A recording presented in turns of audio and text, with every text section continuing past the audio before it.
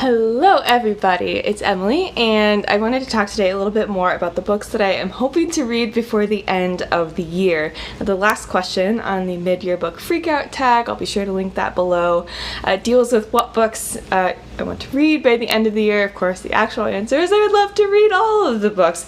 That's why I have them. I want to read them. But, of course, it's not realistic, given the number of books that I have unread on my shelves, to read all of them by the end of the year. So I'm hoping to prioritize and talk about a few of the books that I really am hoping to get to. I have somewhat of an idea of when I would like to read these. I've got some set on various TBRs coming up, or at least somewhat of an idea of when I would like to read them and when I might be able to get to them. So let's get into it.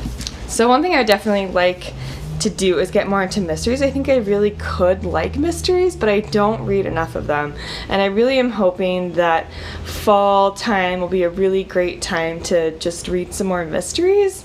And so I'm hoping to get to a bunch in September, October. And one of the ones I really am hoping to get to is the 7.5 Deaths of Evelyn Hardcastle by Stuart Turton. And this book is, so it's a murder mystery, but with a huge twist, and that is that the main character embodies 8 different people. I think they're all in a period mansion or some sort of period house for a party, and Evelyn Castle will die at 11 p.m. And the main character relives that day and embodies 8 different people that are in this period house and attending this party, I presume. And so the main character has 8 chances and 8 people to inhabit in order to figure out who the killer is. And it just sounds so cool. I've heard amazing things about this, and I really feel like it would be a fun, just fast fall read, and so I'm hoping to get to it a little bit later this year. But again, could depend on, you know, just what I want to read when. Maybe I want to read it and can't wait until fall, because I am just super excited to read this. But yeah, this is definitely one I would love to get to by the end of the year. So this year has definitely been a heavy fiction year for me, but that's actually very unusual. I usually read more nonfiction than I do fiction, but with so many great suggestions from booktubers, I've been able to kind of fill in a lot of great fiction suggestions and have read a lot of fiction this year. But returning to my roots, one of the things that I really would like to read is Getting to Green by Frederick Rich, and this, I think I had this on my TBR for potentially April and didn't get to it, but this book talks about environmental politics and partisanship surrounding environmental policy, and I think he also specifically talks a lot about climate change, has done a lot of research, and is trying to write about different ways that environmental policy can be more of a bipartisan effort. And so I'm really looking forward to reading this and hearing what he has to say. So hopefully I'm going to try to get to this as soon as I can, honestly, because this has been on my list for quite a while, and I really am just fascinated by environmental policy and politics and would love to read this. I read the first 2 books in this series so far this year, and I'm really looking forward to getting to the third, and that is A Reaper at the Gates by Sabati Here.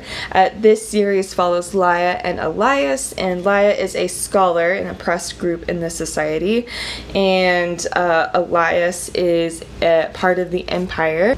And when Laya's brother is kidnapped by the Empire, she contacts the Resistance and in an attempt to get him back and break him out of prison, and she is told that they will help her if she'll go undercover and spy for them in the heart of the Empire in their military training academy, which is where she runs into Elias, and the story unfolds from there. It's super entertaining. I've had a great time reading this series, and so I'm really excited to get to A Reaper at the Gates.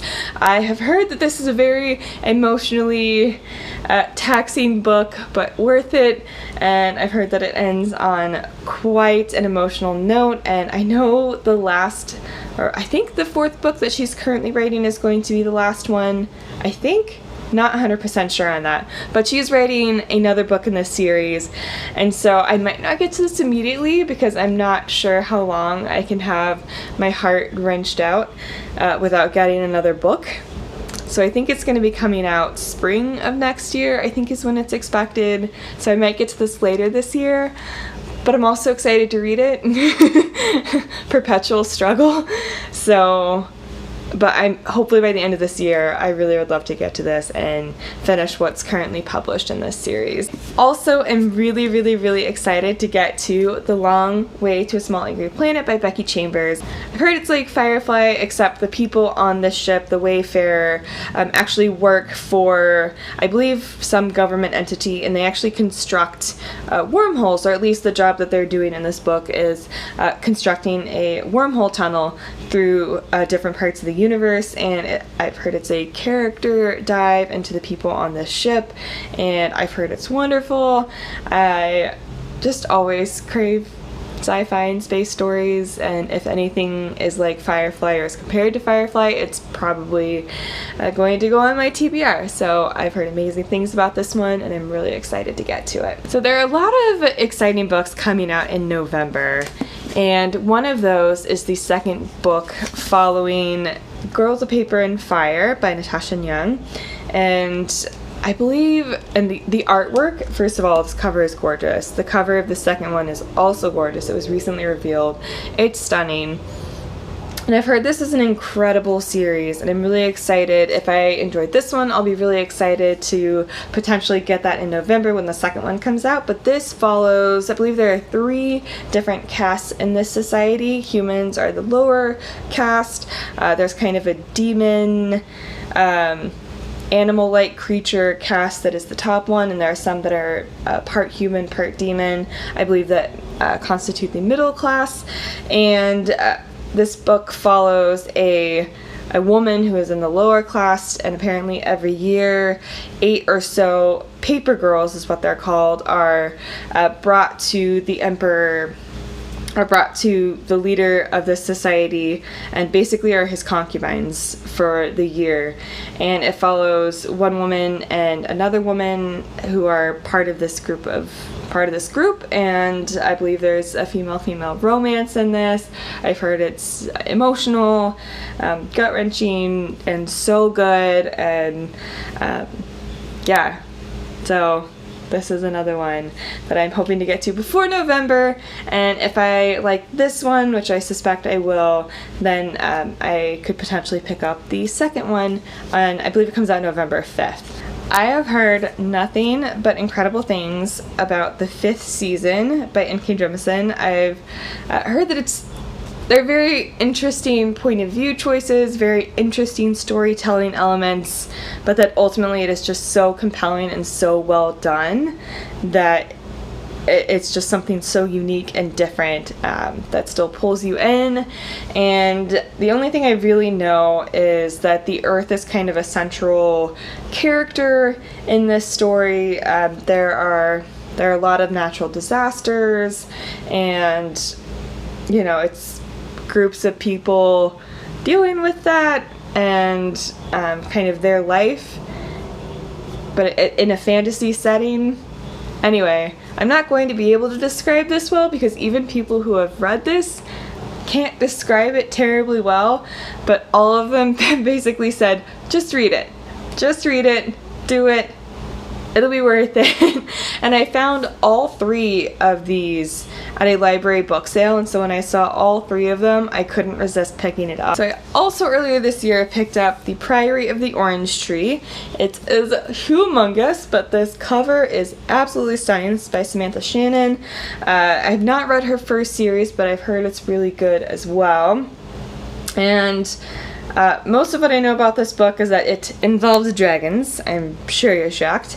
And follows 2 different kingdoms, one kind of the East Kingdom and one is the West Kingdom. They have very different relationships to dragons, different relationships to magic, and don't really have a great relationship with each other. And so I think we follow different perspectives from each of these kingdoms, and it seems incredible. So I think I might try to get to this. This seems like a really fun winter fantasy for some reason, and so I think this would be a great one if I can just I know it's huge and might be difficult to travel with, but I think if I have a long vacation over the holidays, that this could be a fun one to like just bring it and just have a nice binge of a huge epic standalone fantasy and just dive into this world. Who knows? Maybe. We'll see. Well, and so whenever I'm in a mood for just an epic high fantasy that involves dragons and politics and all of that great stuff, I will pick this up whenever that feeling strikes. So these are some of the books I'm particularly excited to get to by the end of the year. It's quite a stack. There's plenty of time. I think I'm going to get to more than this over the course of the year, but these are some that I'm super excited about, and we'll see when I can get to them when I construct TBRs for different years, when I construct TBRs for different months, rather. And so it'll just depend on what book club meetups I have, what readathons are going on. Like, for example, I'm preparing for the Newts readathon, so that's going to be an eclectic and fun mix of books. I'll share that in a TBR later this month. But yeah, I'll check back in by the end of the year and see if I've actually read all of these, so that'll be interesting.